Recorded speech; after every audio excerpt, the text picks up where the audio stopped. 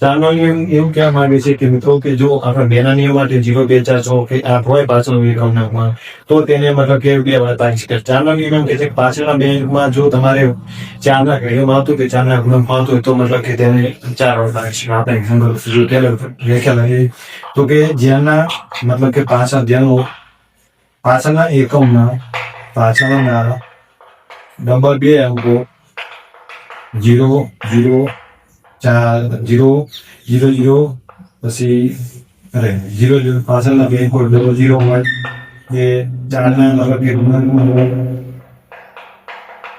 હોય તો તેને 4 હોય તો બે ને 4 વડે વિશેષ નાખી શકાય.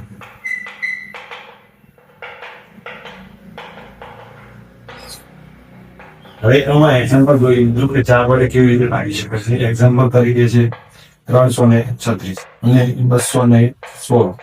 હવે આમાં એક્ઝામ્પલમાં જો 246 આ એક્ઝામ્પલમાં જો પાછળના બે અંકો ચેક કરવાના છે. જ્યારે બે માં શું હતું કે પાછળનો એક જ અંક ચેક કરવાનો, પાછળના બે અંકો ચેક કરવાનો. જો આ 36 છે, 36 4 ના ઘડીએ મતલબ કે 36 ને 4 વડે ભાગી શકાય તો 36 9 ચોક 36 થશે. જ્યારે 4 વડે ભાગી તો આ સંખ્યાને 4 વડે વિશેષ ભાગી શકાય. પછી 246 છે. 46 માં કેવું છે મિત્રો, તમે જે 10 ચોક 40 થાય છે, 11 ચોક 44 થાય છે, પણ 5 ચોક 48 થાય છે. એટલે કે 46 4 ના ઘડીએમાં આવતું નથી. એટલે 46 ની મતલબ કે 4 નો નિયમ લાગુ પડતો નથી. એટલે આ સંખ્યાને 4 વડે વિશેષ ન ભાગી શકાય.